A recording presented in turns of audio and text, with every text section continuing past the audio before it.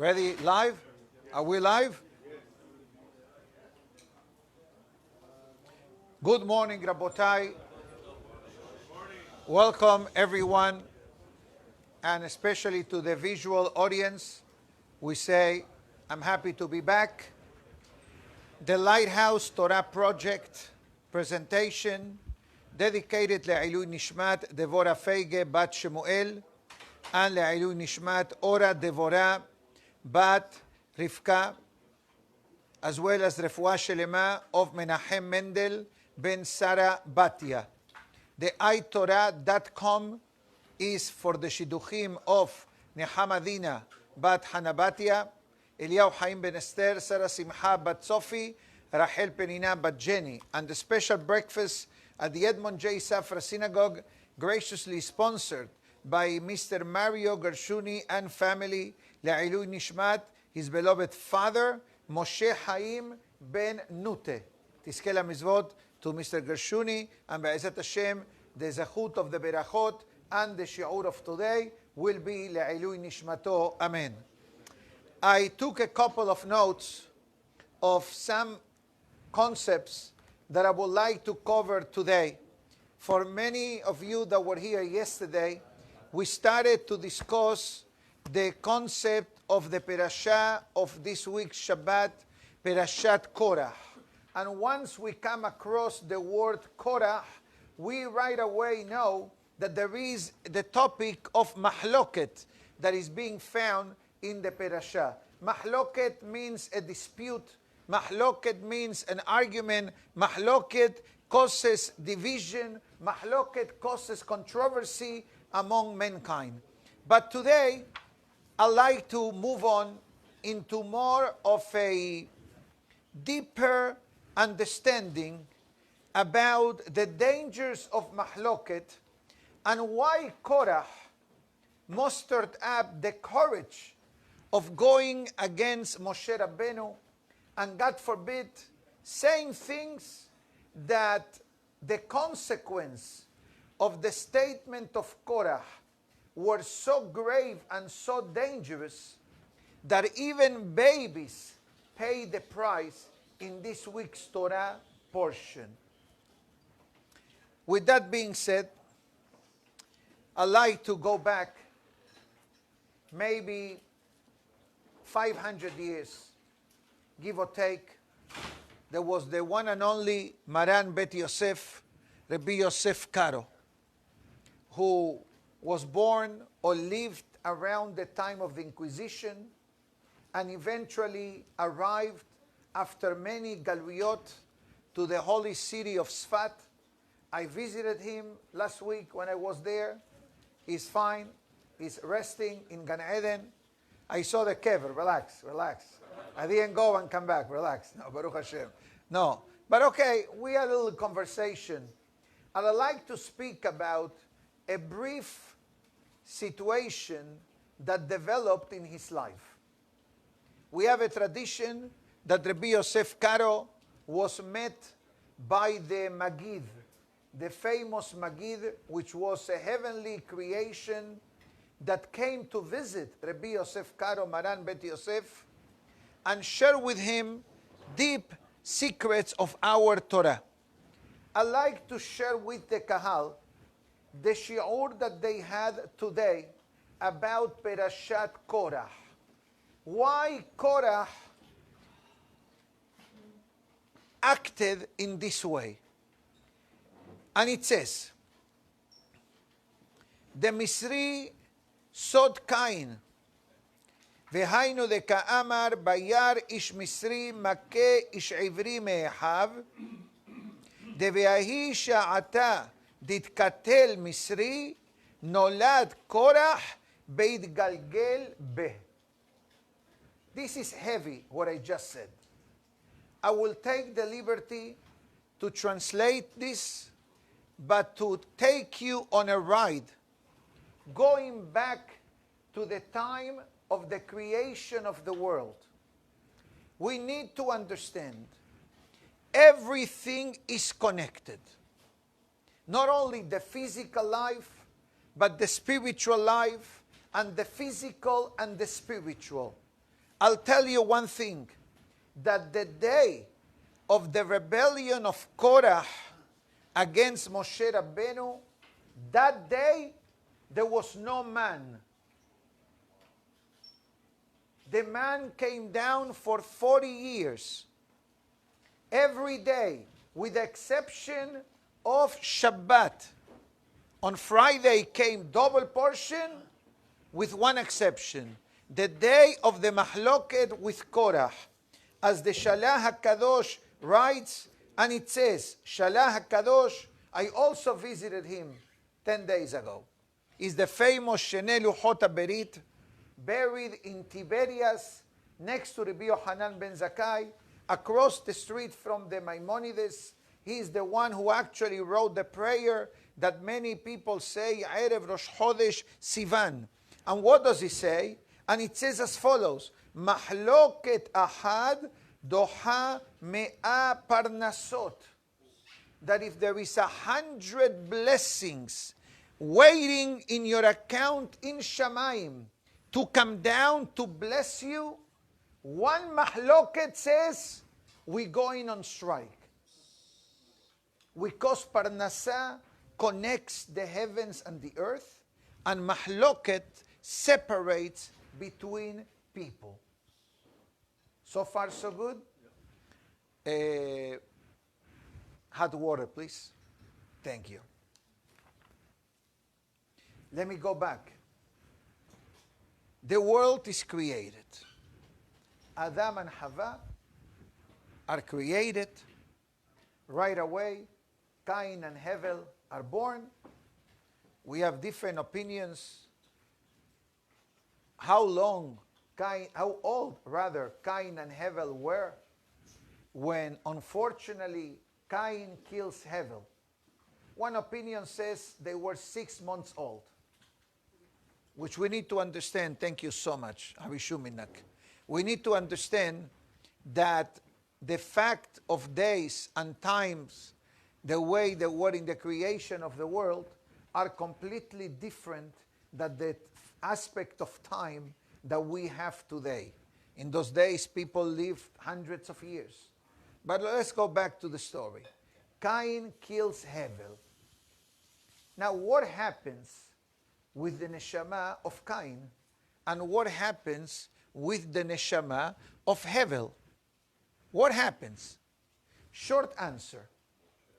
Moshe receives the neshama of Hevel. That is the he of Moshe, by the way. And the neshama of Cain lingers around the world until he finds a customer. Who is this customer of the neshama of Cain? Relax. The baby needs to get pregnant. The mother needs to get pregnant before the baby is born. Igi el sabi salli al nabi. Wait till the baby is born, then you call the mohel. Maybe it's a girl. Don't call the mohel. My wife is pregnant. Oh, when is she due? 7 months. And what are you having? I don't know. I want to book you in advance. No, you got to book the mohel only when the baby is born. So it says the Magid Mesharim that this neshama of Cain was lingering in the world until he found a customer to possess this body. Who was the body of? The body of the Misri, the body of the Egyptian. Remember, back in Sefer Shemot, that there is an Egyptian supervisor trying to kill one Jew. Who was the Jew that he's about to kill? Datan. Datan was married to Shelomit bat Divri, the lady that unfortunately her attitude and her behavior, I think that we discussed this before I left, she was too open to the opposite gender, and this Egyptian believed that her behavior was trying to, we have a minor audience in the crowd today, but it was trying to pick on him, so to speak. And this Goy, Egyptian, was intimate with this Jewish lady. From this relationship, a son was born. A boy was born, known as the Megadef, the one who curses out God and Moshe Rabbeinu for not being welcome into Am Israel. And once the Egyptians saw the husband of this lady, he wanted to kill him. What does Moshe Rabbeinu do? Moshe Rabbeinu kills the Egyptians. Now you need to understand, let's go back 2,500 years earlier. What happened? Cain kills Hevel. Now Cain needs to pay the price for the sin of killing Hevel. So who kills Cain, aka the Egyptian? Moshe, aka Hevel. Oh, so far so good? Exactly. So far so good? But you have to understand that killing Hevel is not simple, because you did not kill one person. You kill 50% of the world. So the neshama of Cain from the Egyptian now needs to have an additional tikkun. Comes the Magid Mesharim and it says that on the same day that Moshe Rabbeinu executed the Egyptian, and I need to clarify for the audience, the execution was not in a physical way like Cain stabbed Hevel several times. He did it verbally. He said, Shema Meforash, the Pasuk says, Ba'ifen ko bacho, Bayarki and Ish. Moshe Rabbeinu looked to the left and looked to the right and saw there is no one. And this does not mean that Moshe Rabbeinu was seeing, oh, is someone watching me? No. The meaning of this Pasuk means that Moshe Rabbeinu was able to see from Ruach HaKodesh that from this Egyptian, it will never happen in his dynasty that any of his descendants will become a member of Am Israel. And that's why Moshe Rabbeinu says, Bayarki and Ish, and Moshe Rabbeinu got rid of him. Now, that day, Korach was born.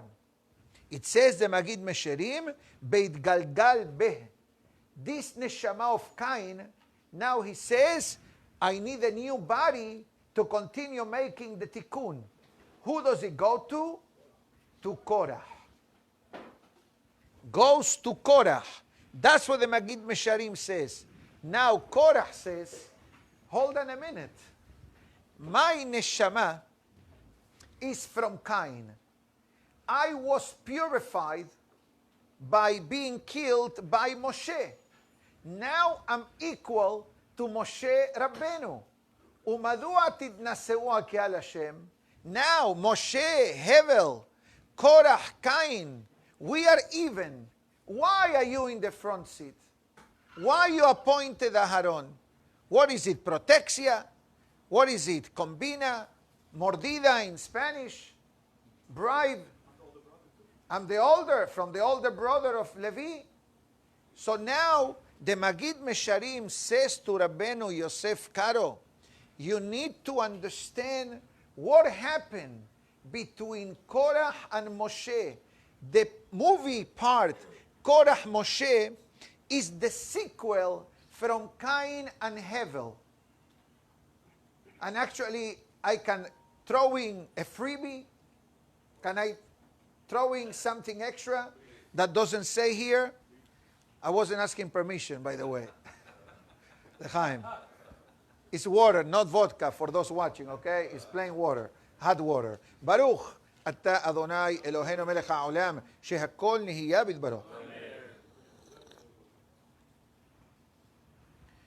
Rabbeinu Hari says that before this neshama went to the Misri, no, Mehila, after the neshama went to the Misri, the neshama took a stopover. Before landing to Korach, Rabbeinu Hari says that the neshama went to Yitro. Went to Yitro, the father-in-law of Moshe Rabbeinu. And how does Rabbeinu Hari puts together this picture? What was the source of the argument between Cain and Hevel? What was the first matter that Cain developed jealousy against Hevel? That's the meaning of the word Cain. Cain is from kin'ah. Kin'ah, jealousy. What prompted? You are created on the same day that your parents were created, according to the Gemara. Born on the same day. What are you jealous of? The whole world is yours. It says Cain was jealous that Hevel was born with twin sisters. And Cain was born with a single sister. And he says, I'm the firstborn. If I'm the firstborn, I'm entitled to double portion. That is the halakha. The firstborn usually gets double. Why does the firstborn gets double?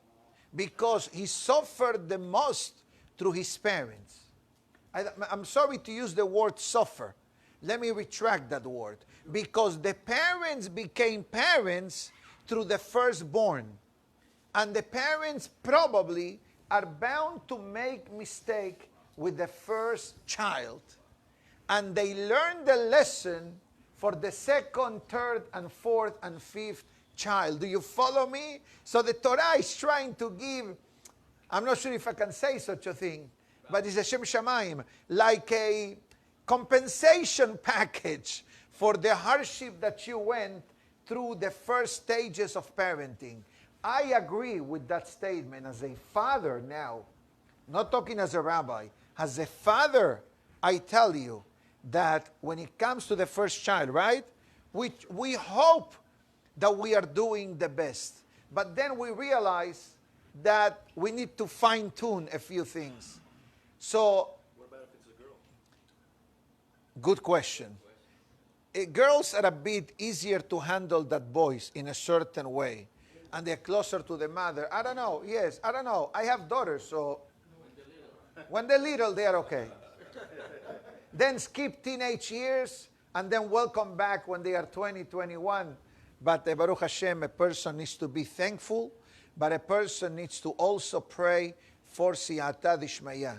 A person needs to pray for heavenly guidance and blessing to be able to educate children.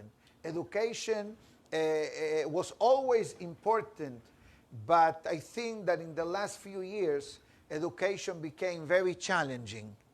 Not so easy as it was 50 years ago, that we never argued with our parents. Whatever our parents provided for us to eat, we accepted. I was in a house not long ago, every child ate a different meal. I said, what's the restaurant's name? The guy said, what do you mean? It's not a restaurant. Mama's Kitchen, a la carte. It was a la carte menu. Anyways, let's continue. So what happens with Yitro? When Moshe Rabbeinu comes to the house of Yitro, what does Yitro do eventually?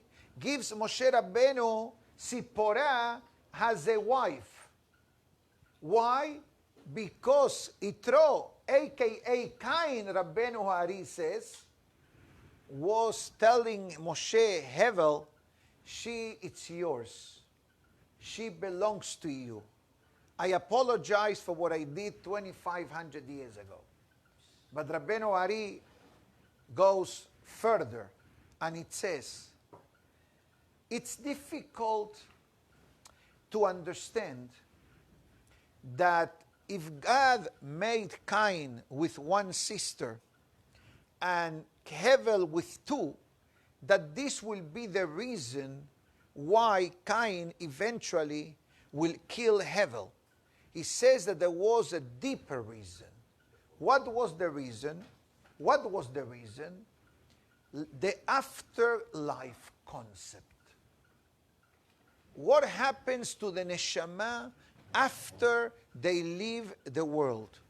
You can see this in Yonatan ben Uziel, I believe. Rabbi Yonatan ben Uziel, which I visited him also. Actually, he was the first kever we visited in Israel, in Amuka. is the famous student of Hillel Zaken, that many people go there to pray for Shidduchim. Okay? Hamuka. It's all the way up north. All the way up north, half an hour from Tiberias, half an hour from Tzfat, a very holy place. And he says as follows, Haim Tovim. And he says as follows, that Yesh Din Beyesh Dayan, or En Din Ve'en Dayan. Translation. What happens after the person leaves the world? Hevel says, what's the question? A person goes through Din Beheshbon, and a person goes through a spiritual cleansing process, and eventually the neshama goes to Gan Eden. That's why we do things Le'ilui Nishmat, like today. We have the best special breakfast, Haim Tovim, Le'ilui Nishmat Moshe Chaim Ben Nute. I don't know who Moshe Chaim Ben Nute was. I know that he was Mr. Gershuni's father. I never met him. I don't know how long did he live, where did he live, how many mitzvot, how many ma'asim tovim, how much charity he gave. I don't know none of the above. But I do know one thing, that every year, when it comes to the Yortzeit, we say Kaddish, we give charity, we learn Torah in his memory, we say Berachot in his memory. What happens? Every single deed that we did today in his memory, it goes a direct deposit into his account in Shamayim. So now Shamayim says, Moshe Chaim Ben Nute, please report to the customer service area. Okay, I'm Moshe Chaim Ben Nute. Here is your new room in Gan Eden. The neshama gets a promotion every year in the day of the Yortzeit. And that's why it's called Le'ilui Nishmat. This is elevation. That's why it's important in the day of the Yortzeit, in the week of the Yortzeit, during the first year of passing, the Kaddish and learning and Mishnayot and Tehillim and candles and donations in memory of and Shiurim. Why? Because the Neshama, after he separates from the body, cannot perform Torah and Mitzvot and Ma'asim Tovim. So the Neshama needs the help of the family and the friends and the relatives to do Mitzvot in his memory. This is Hevel talking. Cain says, no. Once the person, God forbid, dies, forget about it. That is one of the reasons was, according to Jewish law, cremation is forbidden. I'm sorry to speak about this topic, but cremation today is very common. It's very cheap. It costs probably 10% of a funeral on a discount rate. Haz v'shalom, don't get any ideas. God forbid, God forbid. But why, according to the Torah, cremation is forbidden? Number one, kavod hamet. The respect to the dead body. What? Because the body is not alive, you can burn it? But we have the belief of Tehiyat HaMetim. And I'm not talking about those who perish in the Holocaust, that God forbid their bodies, and those who died al Kiddush Hashem. Not to worry about those holy souls. God will take care of it. So since we have the belief of Tehiyat HaMetim, so we need to have the body. And even though the body decomposes, in some cases, that's not our concern. So what happens? Cain and Hevel, they argue. At the end of the day, Cain says to Hevel, let's make a deal. Okay, what deal do you want? I keep the planet Earth, and you keep the heavens. Hevel says, not a problem. I take Shamayim, I take spiritual life. The Midrash tells us that every few days, Cain will come to Hevel, and it says, please, you're standing on my ground. He says, what ground? He says, remember the document that we signed? that the earth is mine and the heavens is yours? So every day, Cain will chase Hevel, bothering, into it came to the point that it became physical.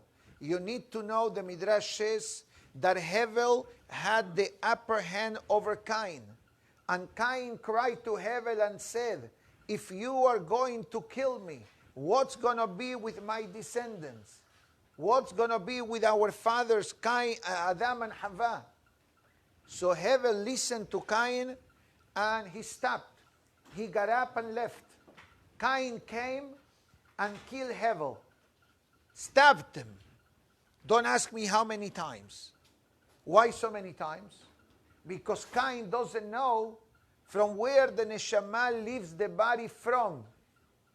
And that's why when God later on comes to Cain and says, Aye Hevel achicha, where is Hevel your brother? What does Cain answers to God? Hashomer achi anochi, I'm my brother's keeper. What kind of answer is that? We know that Cain killed Hevel. You know what the Midrash says? That Cain says to God, I did not kill Hevel. You killed Hevel. Why? I stabbed him only. You took away the neshama.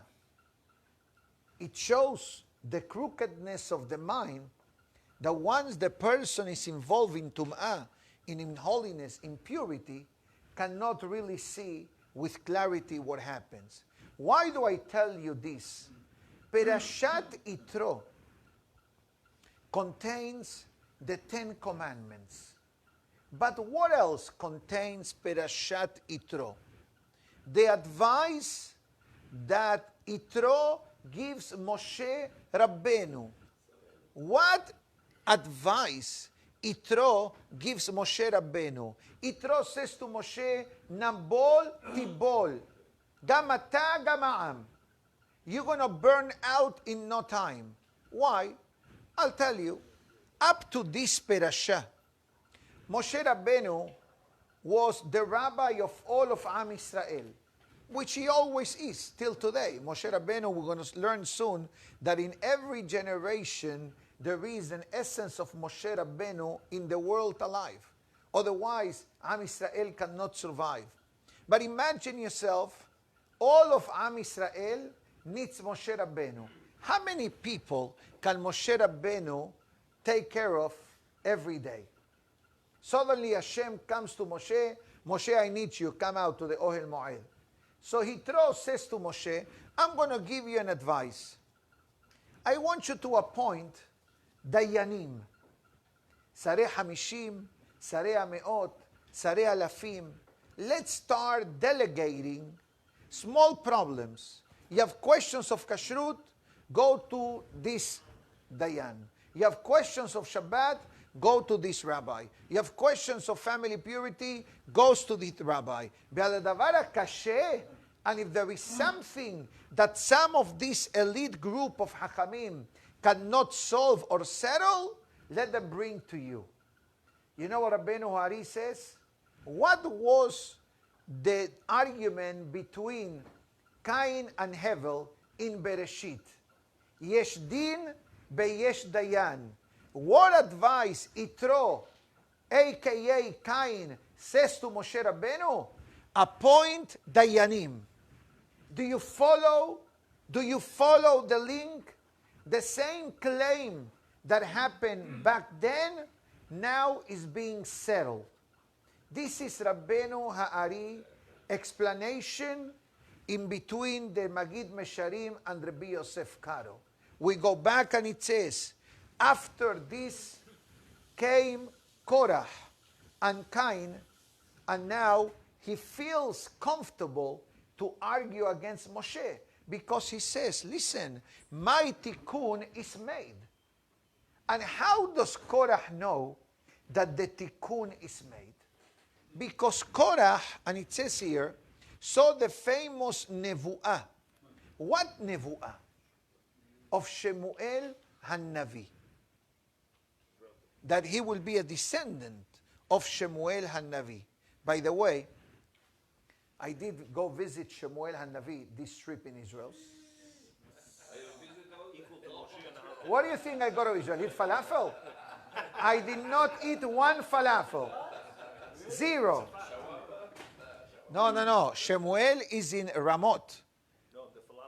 I don't know. I don't know. I did not eat falafel. I ate shawarma without bread, though. Keto-friendly diet. Anyways, no, I was good. I was well behaved in Israel most of the time. Anyways, I'm talking about food-wise. Okay. And not only that, I'll tell you a secret. That for the first time, we found the kever of Elkanah, the father of Shemuel HaNavi.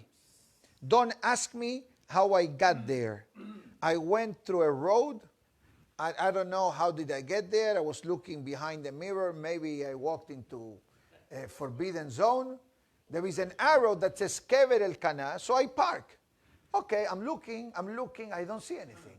I get in the car, I go around, and then I found them inside a mountain in the northern part of Israel, next to the Yehuda or the BLI, which is a very famous kever in the Biria area next to Benayahu Ben Yehoyada, in the northern part of Israel. So Shemuel, Elkanah, were Leviim, were direct descendants of Korah.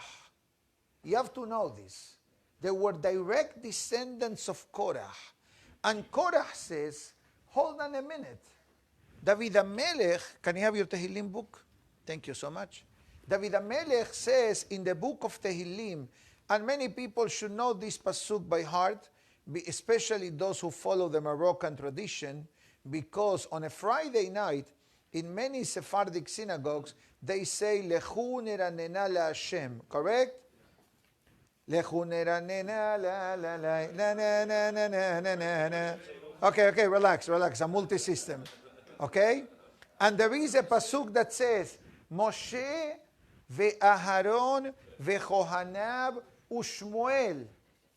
Moshe ve'Aharon ve'Chohanav u'Shmuel. You know what David HaMelech says in this chapter of Tehillim? Shakul Shemuel HaNavi keneged Moshe ve'Aharon.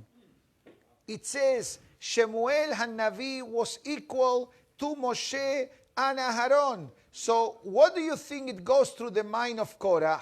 If my descendant Shemuel will be equal to be like Moshe and Aharon, I better be in a prime position to make sure, right here, chapter 99 of Tehillim, I need to make sure that I'm there for him, to make sure that this prophecy is going to become a reality. Chapter 99 of Tehillim, towards the end.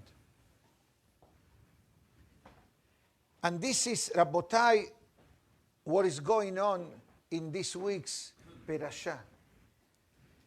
Regretfully, the end does not justify the means.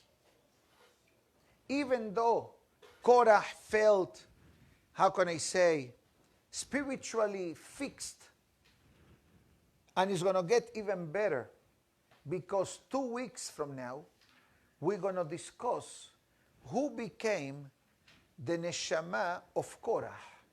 Because Korah did not fix his problem. Maybe he thought he was fixing the sin of killing Cain and Hevel, in the incident of Cain and Hevel and Yitro, but now that he went against Moshe Rabbeinu, he went against Aharon HaKohen, he went against God, he mocked the mitzvot of mezuzah, the mitzvah of sisit, which the Gemara says, Eluhen toldot shel mitzvot. It says, what is considered the generations of a person, the mitzvot. What mitzvot?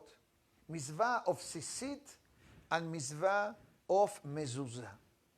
I saw in Israel, in the hotel, on Shabbat, they gave these pamphlets of Torah commentaries, and he asks a very interesting question. You need to know that in Israel, we read last Shabbat Perashat Korach. So for me, it's a repeat Perashah. And this Shabbat, they're reading Perashat Hukat. So because they had Perashat Korach, so I read the Devar Torah of Perashat Korach.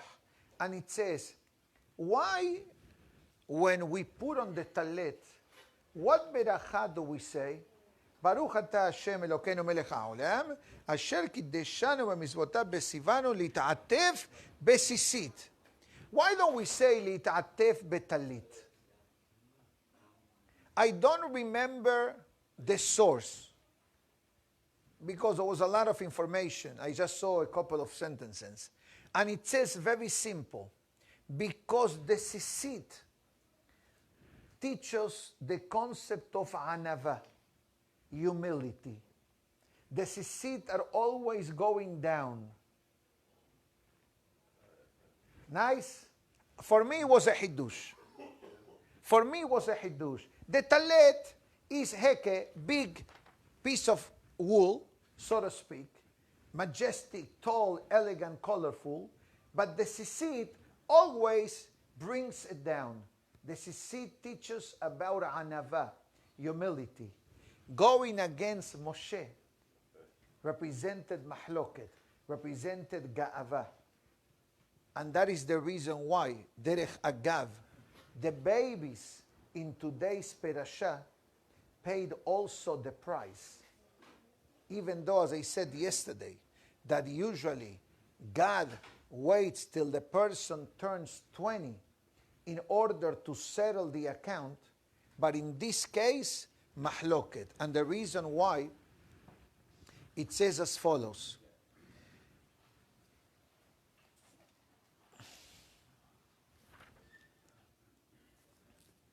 Wow. Nice. Psh. Unbelievable. استنى شوية. So it says as follows. It says in the Torah Simcha, in every generation there are neshamot connected to Moshe Rabbeinu. And there are neshamot connected to Korach. It's very simple, Rabotai. You have Hachamim. You have rabbis. I'm going to say a few things that perhaps may not be very popular to say, but I have to say it. This is the topic of today. There are Hachamim that want to bring Torah, want to teach Torah, want to guide Torah, but there are movements who argue against the Hachamim. And unfortunately, it's not new.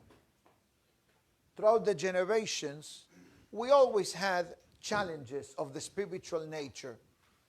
And it says as follows, that in a sense, we can see the mahloket in a minuscule way between what Moshe Rabbeinu represented and what Korach represented. But here is the Hidush. B'im yesh la'adam sa'ar gidul banim.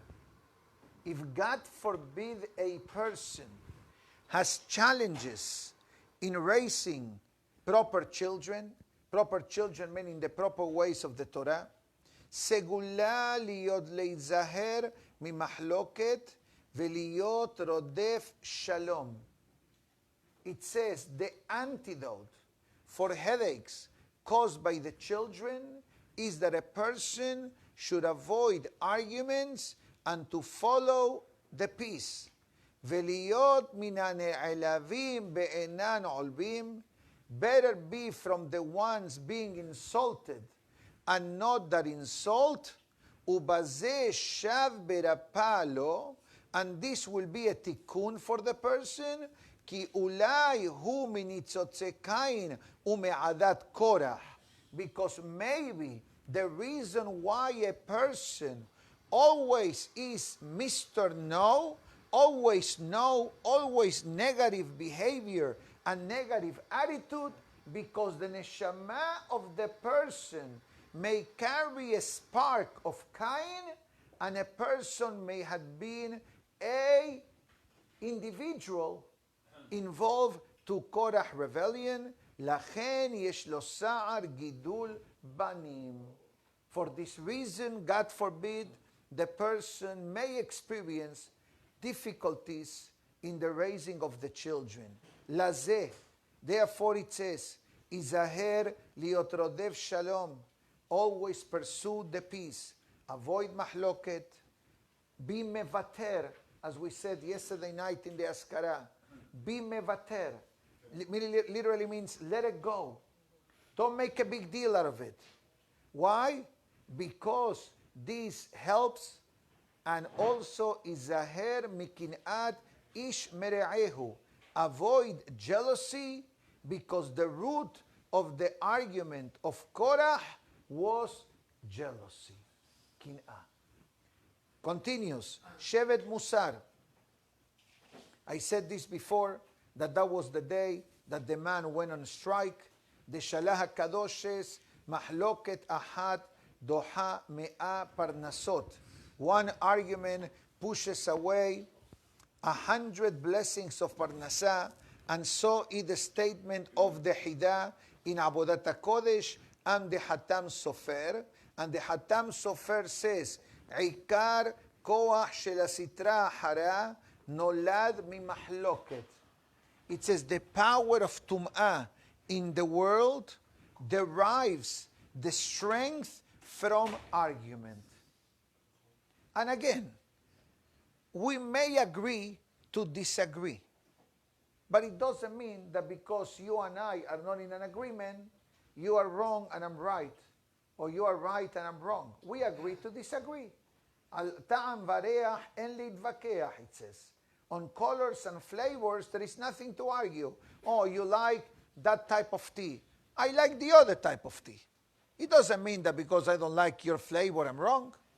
So comes, and it says, the Hatam Sofer, and it says, החריב עירנו, בשמם בית מקדשנו, בהרג חסידנו, בהשכיח ממנו התורה. It says the Hatam Sofer, the great Hatam Sofer, and it says, Mahloket was the reason why Yerushalayim became desolated. Mahloket is the reason why the Beit HaMikdash was destroyed. Mahloket is the reason why good people perish, and Mahloket is the reason why the Torah sometimes is forgotten among Am Israel. Very powerful. Very, very powerful. I have something else to say. Questions after I finish. I don't want to go into overtime. I think my next sentence or comment, I'll save it for next week, Beli Neder. I have 3 weeks to share with the Kahal what I have in my notes here. So Be'ezat Hashem, we'll save it for some other time. So to summarize today's class, and I apologize for not opening up the Hok, but I think that with these 2 pages that I read from Pelaot Eidotecha, we have enough information to understand that avoiding mahloket, even though in the outside world, a person who lets go of things maybe look like weak, or maybe look like, I don't even know what is the proper word in English. I know in Israel, in Yiddish they say nebach, okay? Nebach, hazit case, etc. Friar, they call them sometimes. A loser, thank you, that is a good word. It's not a good word, but I think it's a good word to understand, to define what I'm saying, is that sometimes if a person doesn't argue and lets things go, maybe a loser, or maybe look down, oh, exactly, he's a winner.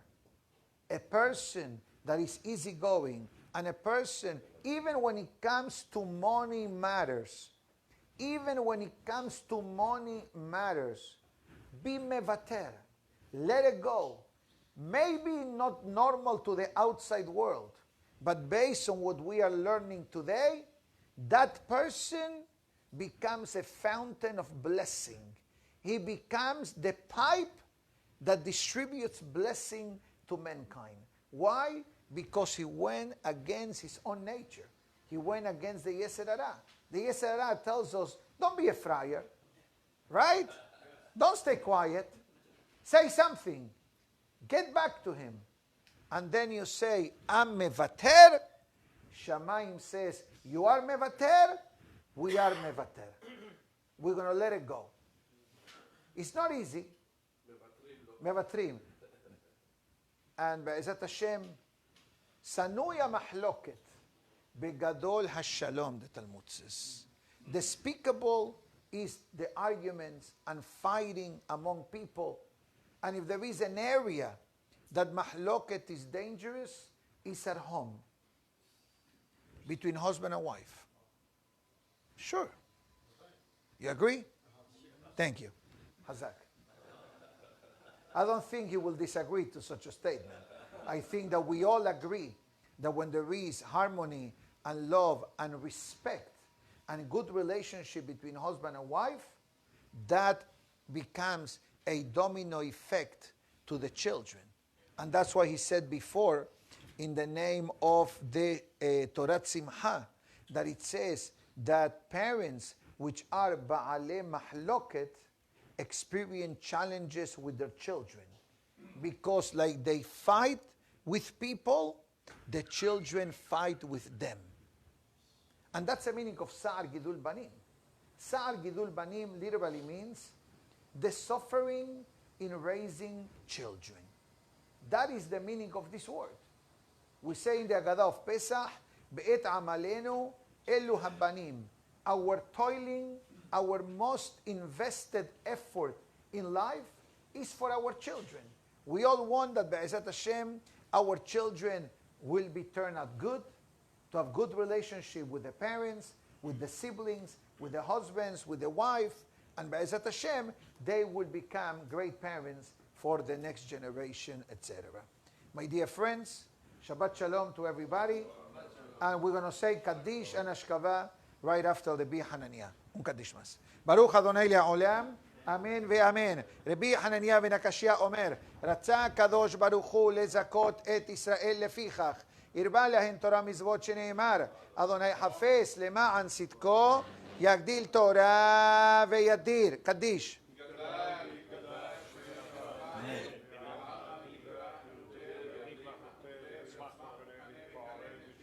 אמן.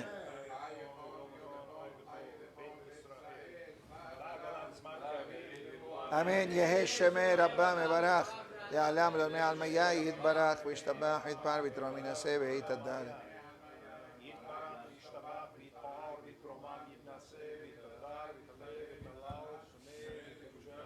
אמין.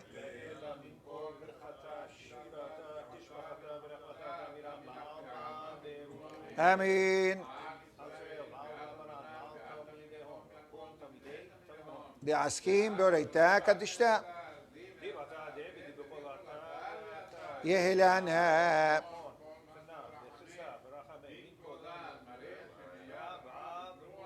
אמין.